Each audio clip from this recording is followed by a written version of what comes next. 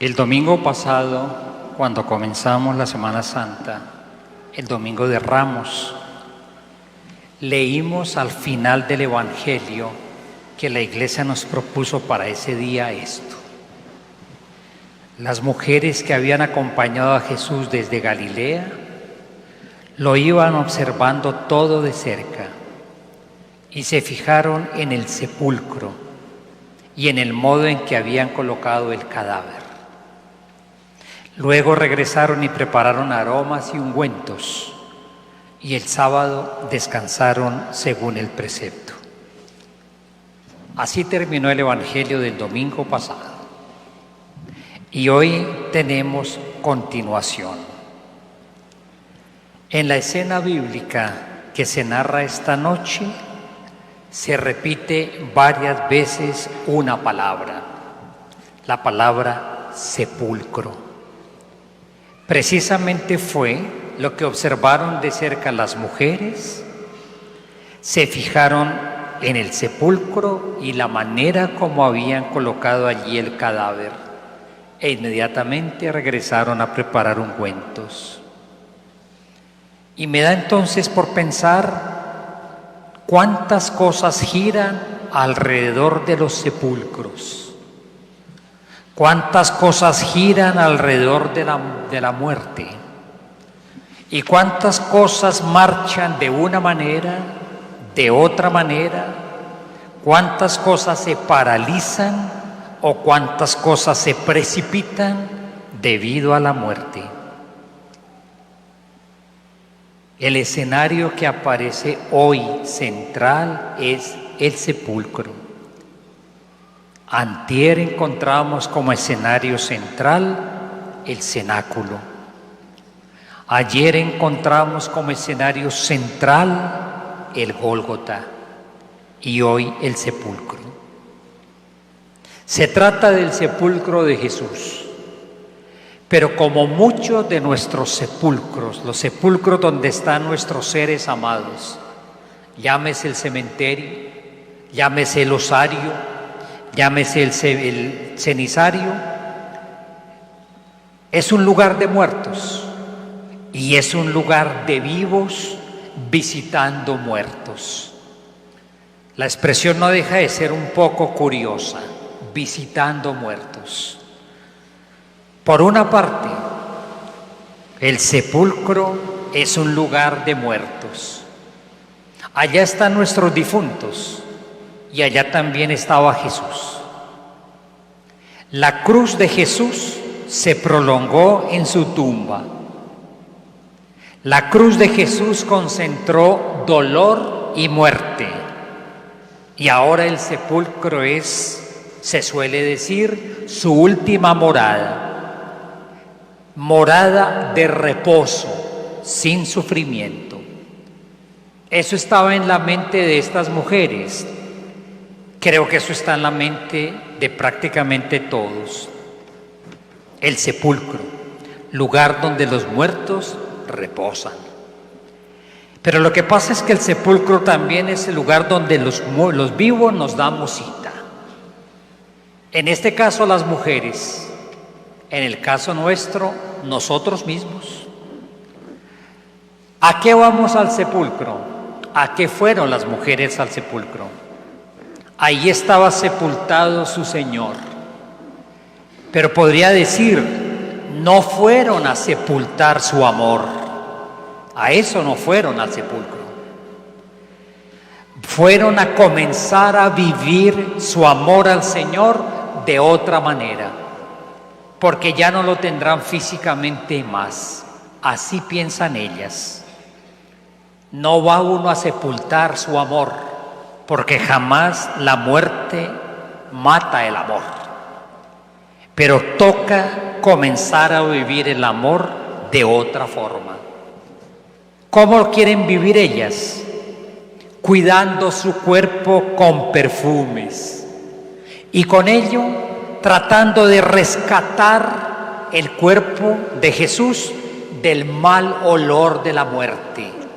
Porque la muerte normalmente tiene mal olor. Quieren expresarle su amor y lo viven ahora de otra manera, no solamente con perfumes, sino también de alguna manera ofreciéndole su compañía. Palabra que pongo entre comillas, porque ¿cómo acompañamos a alguien que ya no está? Y sin embargo vamos a los sepulcros para ofrecerles cierta, entre comillas, compañía con la presencia. Pero es indudable que quieren también comenzar a vivir de otra manera el amor con su maestro, conservando una relación a través de recuerdos. Todo eso pienso yo que pasa ahí con estas mujeres. Perfumes, presencia, relación en los recuerdos. Y seguramente eso pasa también cuando nosotros vamos a sepulcros, a cementerios, a cenizarios, a osarios. Por eso sí, el sepulcro de Jesús es el lugar de muertos y el lugar de vivos visitando muertos. Pero resulta que el sepulcro de Jesús tiene también lo que normalmente tienen todos los sepulcros. Es un lugar inmóvil. Normalmente ahí no pasa nada. Normalmente en un cenizario no pasa nada. Normalmente en un cementerio no pasa nada. Y es un lugar normalmente oscuro. Y es un lugar donde las voces son más bien voces interiores. Nos hablamos a nosotros mismos. Y es un lugar de recuerdos que muchas veces son fugaces. Los sepulcros, lugares de luces y lugares de voces. La claridad de los sepulcros normalmente es exterior a las tumbas. Hay sitios muy bellos. En nuestra diócesis tenemos un parque cementerio. En los osarios y cenizarios de nuestras parroquias normalmente hay una buena iluminación, pero las tumbas internamente son oscuras. Y si uno llega a escuchar alguna voz en el sepulcro, normalmente es una voz interior. Sentimos que nosotros nos estamos hablando a nosotros mismos, o de alguna manera sentimos que ellos nos están hablando a través de los recuerdos. Son voces interiores. Y aquí en el sepulcro de Jesús, de repente un cambio. En la oscuridad que normalmente acompaña a las tumbas y en el silencio que normalmente reina allá. Y de repente un resplandor y de repente una voz. Resplandor y voz inesperados. La voz de unos hombres de vestidos resplandecientes sacude a las mujeres para que cambien la manera de buscar a Jesús. ¿Cómo buscamos nosotros a Jesús? Y es que en el fondo podríamos decir, ¿y cómo buscamos nosotros a nuestros muertos? Normalmente los buscamos recordándolos y de alguna manera escuchándolos. Sucede algo ahí, en ese sepulcro. Una luz en los vestidos resplandecientes de unos hombres y una voz. Si a Jesús uno lo busca como un muerto, por supuesto que tiene que dirigirse a un sepulcro. Pero también sabemos nosotros que se trata de una búsqueda inútil. Y esa búsqueda es inútil por una razón, y la expresan los dos hombres, porque Jesús es aquel que está vivo. Se necesita orientar la búsqueda de Jesús, y se necesita dejar de buscarlo en el sepulcro. Esa búsqueda será inútil y será en balde, porque Él está vivo. Si se cree que la tumba de Jesús simplemente es la continuidad perpetua de su cruz, pues hay que pensar que Jesús permanece para siempre allá en el sepulcro. Sin embargo, se trata de una creencia equivocada, porque según esa bella voz, Jesús no está aquí, ha resucitado. Allí, el sepulcro donde normalmente hay silencio, los únicos somos los vivos que de pronto armamos cosas allá. Allá donde normalmente hay oscuridad, el sepulcro de Jesús se vuelve el lugar de anuncio. Jesús está vivo, Jesús ha resucitado, por eso no está allí, por eso no debe ser buscado allí nunca más. El sepulcro de Jesús, de silencio, se vuelve lugar sonoro, de oscuro se vuelve lugar luminoso, y de una terrible ausencia se vuelve el lugar donde se anuncia una nueva presencia. No está aquí, Él está vivo, ha resucitado. Decía hace un momento que normalmente los sepulcros son los lugares de nuestros recuerdos. Normalmente junto a una tumba vienen muchos recuerdos. Todo lo vivido con las personas que han partido, lo bueno y lo malo también. Y todo ello en un sepulcro se evoca con una facilidad increíble. Yo creo que uno no tiene que hacer mucho esfuerzo para sencillamente saber quién está allí e inmediatamente comenzamos a recrear toda una historia. Se trata de recuerdos que son reavivados ¿en dónde? En la mente, en el corazón, e incluso en textos. ¿Por qué no leer una carta que de pronto nos dejó o un mensaje? Recuerdos reavivados en objetos que se conservan. Entonces muchas personas llevan sobre ellas algún recuerdo de su difunto, o llevan una cruz, o llevan una manilla, vaya a saber uno, y en eso se avivan recuerdos. En el caso de hoy, pues nosotros parece que reavivamos los recuerdos en fotografías, en videos, en todo eso. Claro está, los recuerdos son muy naturales en las tumbas. Pero resulta que aquí estas mujeres tienen que vivir un recuerdo distinto. Fueron allá con aromas. Cuando Jesús fue sepultado, miraron con todo cuidado dónde lo habían puesto y cómo lo habían puesto. E inmediatamente volvieron a preparar perfumes, esperando que pasara el día del reposo. Pero allí, precisamente allí, donde vienen tantos recuerdos y muchos de ellos que son fugaces, muchos de ellos que son felices, muchos de ellos que a veces son también duros, allí surge para estas mujeres otra memoria distinta, una memoria creyente. Es la memoria propia de las personas que se reconocen discípulas y discípulos de Jesús.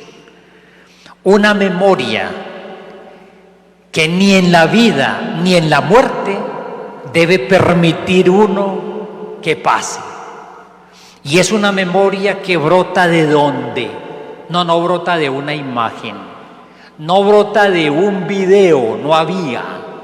No brota de una cosa, de un objeto que uno conserva de los seres amados. No brota de ahí. Brota de la palabra misma de Jesús, de la palabra de su Maestro y de su Señor. Y no es una voz que nos hable de ultratumba.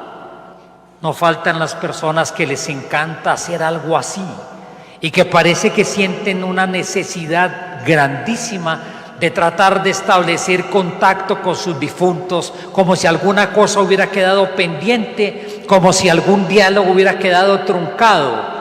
Pero es que es así, todos los diálogos quedaron truncados, todos. Ya no es posible continuar ninguna comunicación, así pasa. Aquí surge otra memoria. Es importante recordar y nunca descuidar, y mucho menos olvidar aquello que Jesús mismo dijo cuando estaba todavía en Galilea. Ese lugar por excelencia donde los discípulos fueron formados por Jesús. Es una memoria distinta, es la memoria creyente. No se trata del recuerdo de algo pasado que quedó para siempre en el pasado. Se trata del recuerdo de un anuncio hecho por el mismo Jesús. Él mismo había anunciado su propia Pascua. Es necesario que el Hijo del Hombre sea entregado en manos de los pecadores, que sea crucificado y al tercer día resucite. Eso lo dijo Jesús. Eso se lo dijo Jesús a estas mujeres. Se lo dijo a todos los discípulos, y parece que muchas cosas, la pasión, la cruz, lo había silenciado. Es necesario reavivar un recuerdo, y esa es la palabra que les dicen los hombres. Recuerden lo que les dijo Él, porque ahora esta frágil memoria que tenemos todos, es cierto, hay gente con una memoria prodigiosa, pero en la mayoría de los casos nuestros recuerdos son frágiles. Pero aquí se trata de un recuerdo diferente, de una memoria diferente, la memoria creyente que se apoya en la misma palabra de Jesús. Si hay un anuncio de Jesús que uno no puede silenciar jamás, si hay una palabra de Jesús que uno no puede relegar como si fuera una cualquiera palabra entre muchas, si hay un anuncio de Jesús que nunca puede ser olvidado, es el anuncio de su Pascua. Sencillamente, sin la Pascua de Jesús, la fe cristiana no tiene ningún sentido. Sin la Pascua de Jesús, la fe cristiana es pura religiosidad estéril y nada más. Ese recuerdo no puede morir, pero ese recuerdo viene de la palabra de Jesús. Lo que es necesario recordar siempre es aquello que Jesús mismo dijo. Ustedes y yo podríamos prescindir, si uno quiere, de muchas cosas de la fe cristiana, de muchas tradiciones, de ciertas prácticas, pero es imposible prescindir de la Pascua, porque sin la Pascua la fe se acaba y no hay nada que hacer entonces. Las palabras de Jesús que estas mujeres recuerdan no son cualquier tipo de palabras, son palabras que son verdadero evangelio, son palabras que son verdadera noticia buena, y el evangelio de Cristo tiene como centro su Pascua, su pasión, su muerte y su resurrección. El sepulcro es un lugar de recuerdos, claro que sí, pero esa que yo llamaría memoria afectiva, que es la que tenemos todos cuando visitamos una tumba, esa memoria afectiva ahí junto al sepulcro de Jesús se transforma ahora en una memoria creyente, que es memoria pascual, y eso es un don. Y a partir de eso es posible vivir, y por eso es posible tener fe. Una memoria creyente, lo que Jesús dijo, Él mismo lo anunció, pero es una memoria tan potente que tiene la capacidad de hacer que todo, absolutamente todo, adquiera claridad, que todo adquiera forma allí donde era todo caos, donde los discípulos pobrecitos no alcanzaban a entender qué estaban viviendo. Todo absolutamente adquiere forma, todo adquiere sentido. Los seres humanos tenemos muchos recuerdos que son borrosos, que son confusos, pero aquí estamos nosotros ante el recuerdo de un anuncio que muestra el sentido de lo que pasó los días anteriores. Y comienzan entonces a comprender por qué la pasión. Y comienzan a mirar de otra manera por qué la muerte. Pero también le da forma a lo que en ese momento estaban viviendo las mujeres. ¿Con qué se encontraron ellas cuando llegaron al sepulcro? Con unos indicios muy oscuros y muy extraños. Una piedra que había sido corrida, el sepulcro que estaba abierto y un cadáver ausente. Eso, que eran apenas simples indicios de algo, adquiere ahora toda la claridad posible. Y eso solamente lo ofrece la palabra de Cristo, nada más. El anuncio de Jesús, que está en total sintonía con el anuncio de estos hombres del sepulcro, muestra que definitivamente sí, allí, en la inmensa morada de los muertos, no se abrió simplemente un boquete pequeño, no se abrió sencillamente una rendijita, sino que allí se abrió la puerta de par en par. Esa memoria que habla del anuncio de Jesús afirma y permite comprender por qué está abierta y por qué está corrida la piedra. Porque definitivamente el reino de los muertos quedó abierto. Y más aún, ya no es posible seguir pensando que los muertos permanecerán para siempre en sus sepulcros. Está vacío, y no solamente el de Cristo, sino con el de Cristo estarán vacíos un día todos los sepulcros, porque sencillamente algo sucedió allá. Para las pobres mujeres amorosas de Jesús, ellas encontraron indicios, nada más. Y allí, en ese silencio sepulcral, y allí, en esa oscuridad sepulcral, una luz y un anuncio. La palabra de Jesús. Y todo, absolutamente todo, adquiere sentido. Ya el sepulcro no es simplemente el lugar donde los muertos reposan el sueño eterno, donde los muertos vamos con la intención de visitarlos y acompañarlos, sabiendo que ahí no están, pero sin embargo, yo lo pienso siempre, cuando uno va a un cementerio, uno no se encuentra con ellos, uno se encuentra consigo mismo, se encuentra con sus propios recuerdos y con una historia vivida en estos recuerdos que todos tenemos. Pero ahí el sepulcro de Jesús dejó de ser entonces ese lugar oscuro, inmóvil, ese lugar de silencio total y de recuerdos frágiles, y se volvió otra cosa distinta. Pero a mí me parece que la palabra del Señor nos invita a mirar de otra forma más el sepulcro. El sepulcro de Jesús se convirtió en el lugar de la misión. El sepulcro, allí donde todo parece haber terminado, pues efectivamente las mujeres llevan perfumes. ¿Qué más podrían hacer? Si todo terminó, procuremos preservar hasta donde sea posible de la corrupción inevitable de la muerte el cadáver del Maestro, con perfumes, preparados por ellas mismas. Pues allí, donde todo parece haber terminado, tanto para Jesús como para ellas, ese lugar se convierte en el lugar desde donde comienza una extraordinaria aventura misionera. Ese evangelio pascual que predicó Jesús y que ellas recuerdan allá en el sepulcro, gracias al cual entienden todo, entienden su propio dolor, lo transfiguran, entienden lo que ahí pasó, completan una memoria afectiva con una memoria pascual. Ese evangelio pascual que ahí se realiza, ese evangelio tiene que ser anunciado.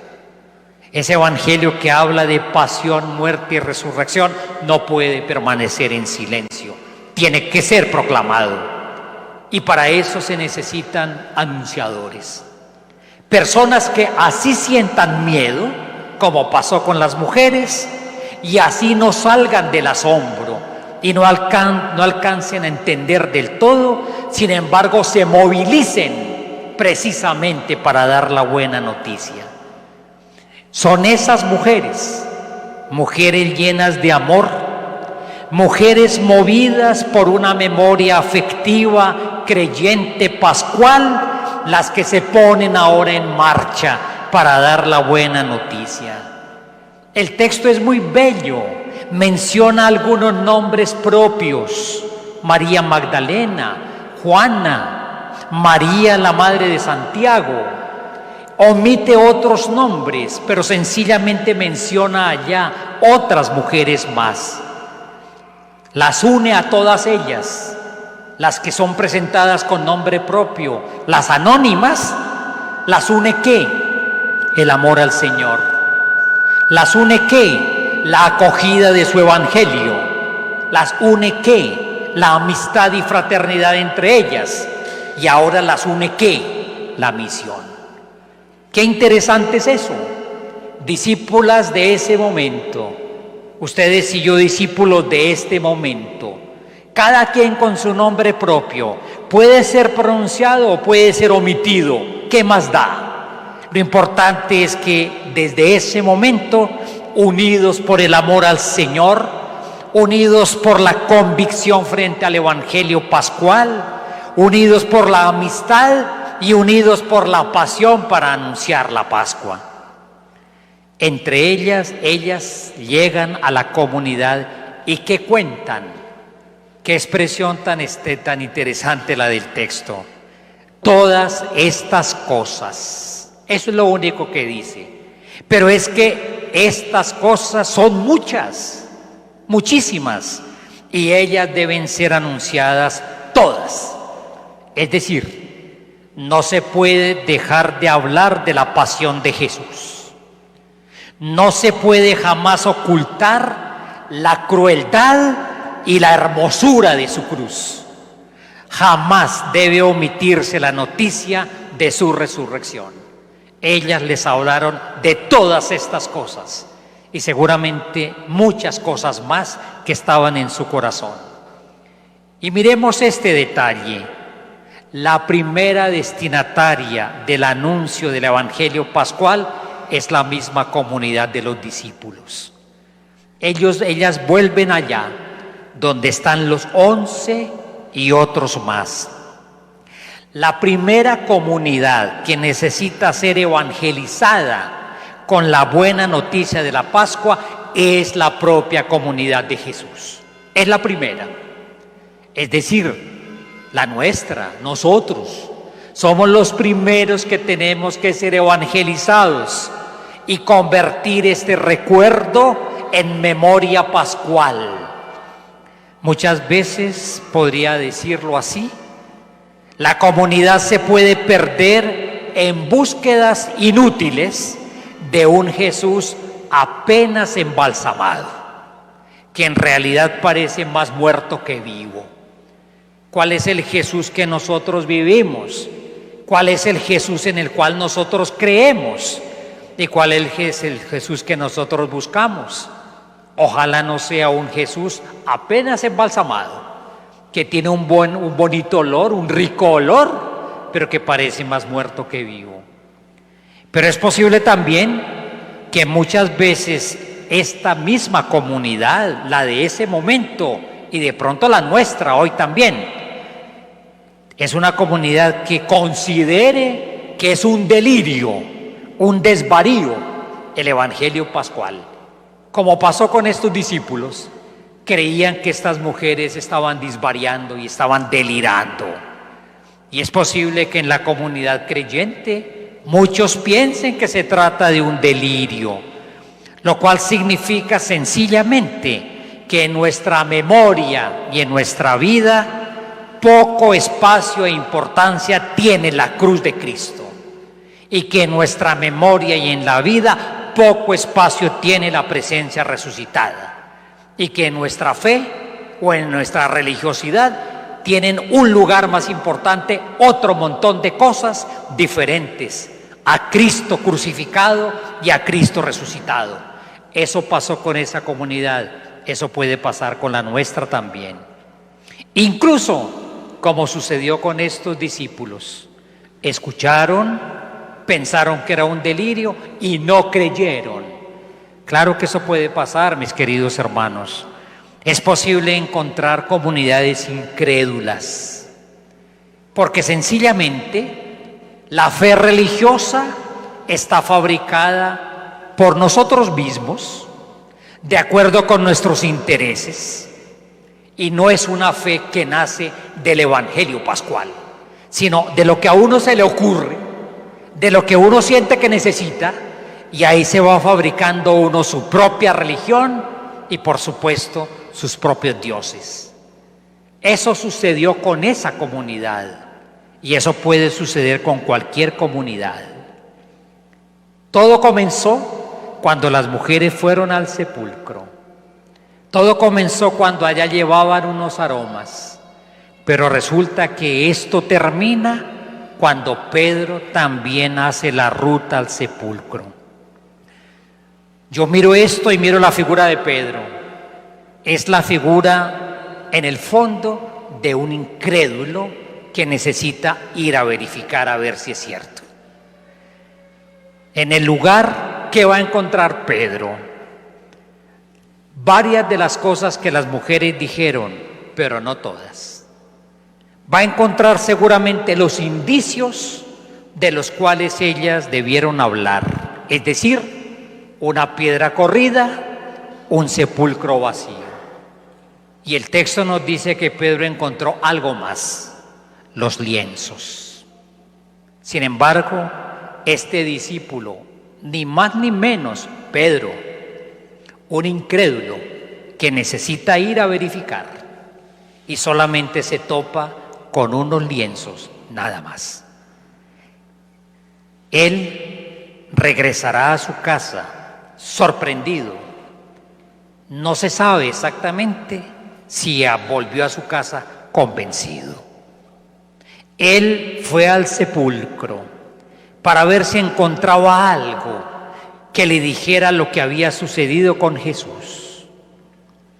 Pero sin embargo parece que no capta todavía que él no tiene que ir a buscar cosas curiosas en el sepulcro, sino que también él, Pedro, la cabeza de la comunidad, necesita despertar su memoria pascual, porque también a él Jesús le había hecho el mismo anuncio, que también él tiene que afrontar la muerte de su maestro, no de cualquier manera, no desde el sepulcro, sino desde el Evangelio, desde las palabras de Jesús, que también él tiene que abrirse a la presencia resucitada de su Señor, para que allá él acoja la luz sin ocaso de la resurrección.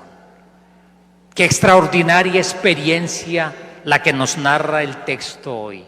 ¿A partir de qué? De un lugar tan familiar para todos como es un sepulcro, un cenizario, un osario, allá donde uno va con los sentimientos que vaya. Pero esto nos propone una manera completamente distinta de mirar, no solamente la muerte de Jesús, sino toda muerte. El sepulcro ya no es simplemente un lugar donde los vivos nos damos cita por ahí para charlar un rato y donde intentamos hacer memoria de nuestros muertos. Ya no es ese lugar oscuro de voces interiores, ese lugar donde los recuerdos son fugaces. Se volvió otra cosa distinta, se volvió un lugar pascual, y el sepulcro se volvió también por eso mismo un lugar de esperanza. Miren ustedes, mis queridos hermanos, hoy decidimos, y ha sido hermoso, proclamar todas las lecturas del Antiguo Testamento. 7 lecturas del Antiguo Testamento, con su respectivo salmo y su oración. El gran anuncio de Pablo y el anuncio de Lucas de la resurrección. Pero es que esa historia que se leyó hoy precisamente es la recapitulación de una historia de amor que se va realizando. una larga historia que comenzó en el acto creador del Señor, acto de creación que se prolonga y que en ese momento el Señor vio que todo lo que hizo era bueno y muy bueno, y la creación del Señor sigue siendo buena. Y esa historia de creación que tiene como cima al ser humano, imagen y semejanza, en ella somos invitados a vivir una permanente actitud de ofrenda al Señor. De Él lo recibimos todo, a Él le entregamos todo, simbolizado en la figura impresionantemente hermosa de Abraham. Una historia que se lleva adelante como una historia de libertad y de liberación. El Dios compasivo de la zarza ardiendo es el Dios que siente dolor con la esclavitud de su pueblo y con todo tipo de esclavitudes de los seres humanos. Es una historia que va realizándose como historia de alianza. Alianza entre el Señor y su pueblo, entre el Señor y la humanidad. Y hoy los profetas presentaron la alianza de distintas maneras, como un vínculo conyugal y fuente abundante de dones gratuitos para todos, como un vínculo de amor que es verdadero camino de felicidad si se transita por la senda de la fidelidad a la palabra del Señor. Y fue el gran anuncio de Baruch, como un vínculo de amor de donde brota una humanidad nueva, que ya no tiene corazón de piedra, sino corazón de carne, porque sobre ella se derrama un agua pura y el Espíritu de Dios. El gran anuncio del profeta Ezequiel. Una historia que tiene como punto culminante la Pascua, que tiene como punto culminante la resurrección del Señor junto a su cruz. Creados a imagen y semejanza, nosotros hoy estamos llamados también a reproducir la imagen de Cristo resucitado. Y eso es posible gracias al agua renovadora del bautismo. Ahí nos sumergimos en la muerte de Cristo para participar de la vida nueva de resurrección. Maravilloso anuncio el de la palabra de Dios hoy, para hacer memoria creyente y despertar la memoria creyente. El sepulcro de Jesús no es un sepulcro cualquiera, más que un lugar de vivos y de muertos y vivos visitando muertos, un lugar inmóvil de oscuridad, voces interiores, recuerdos fugaces. Es donde Jesús no puede nunca más ser buscado, porque Él no está ahí, porque Él está vivo, porque Él ha resucitado. Por ello, ese sepulcro se volvió para nosotros el punto de partida de la misión y el punto de partida de la esperanza. ¿Qué vamos a hacer nosotros? Yendo al sepulcro con perfumes para el cadáver de Jesús, ellas descubrieron indicios de la resurrección. Recibieron la gran noticia pascual, recordaron las palabras del Maestro. ¿Y cuándo sucedió eso? El texto comenzó así: el primer día después del sábado, muy de mañana. Mi querida comunidad, hoy nosotros estamos viviendo en ese primer día que se prolonga hasta el final de la historia. Ese primer día de la nueva creación que es la resurrección, hoy es nuestro tiempo, porque la resurrección de Cristo ya sucedió y sigue transformando esta historia humana. Y como hoy nosotros vivimos el primer día de esa nueva semana que terminará al final de los tiempos, nos corresponde a nosotros desplazarnos del sepulcro a la comunidad y con la comunidad al mundo para anunciar el Evangelio de la Pascua. Ojalá nosotros no tropecemos con nuestra propia incredulidad. Ojalá nosotros no pongamos obstáculo para acoger gozosamente el gran anuncio del Evangelio. Porque buscan entre los muertos al que está vivo, un anuncio que explica todo, absolutamente todo. Y no lo buscamos más allá porque no está ahí, ha resucitado. Hermosísima celebración la que la palabra nos permite tener en este hermoso anuncio. En esta invitación que yo hago siempre a tomar un momento para interiorizar. Miren la riqueza tan inmensa de palabra de Dios proclamada hoy y ese punto central que es la Pascua de Jesús, para despertar nuestra memoria creyente, para ponernos en ruta misionera, para ser nosotros testigos de esperanza. Eso lo hace posible la Pascua. Un momento en silencio. Permítanme acompañarlo con un pequeño poema. Todavía la mañana no había dicho una palabra y un silencio claro arropaba toda la vida. Ningún deslumbre entornaba los ojos, ninguna estridencia irritaba la escucha, ninguna brisa enturbiaba los perfiles. Se asomaba el día con rubor virginal cuando las mujeres de Galilea llegaron al sepulcro. Buscaban ungir el cuerpo con el más tierno perfume de su esperanza macerada. ¿Era solo la certeza del amigo muerto la que las llevaba hasta la tumba? Habían perdido su tesoro y eran tan débiles y pobres que ya solo podían avanzar desde más allá de sí mismas. El amor hunde sus raíces en el misterio siempre vivo. La piedra uncida a la muerte por los sellos imperiales había sido rodada. En lo oscuro de la tumba se encendió una pregunta, se iluminó una certeza, se insinuó una presencia. Mientras corrían las mujeres, sin lastre de tristeza en la piel de sus sandalias, la noticia empezó a buscar sus palabras. Jesús ya no está en el sepulcro de piedra.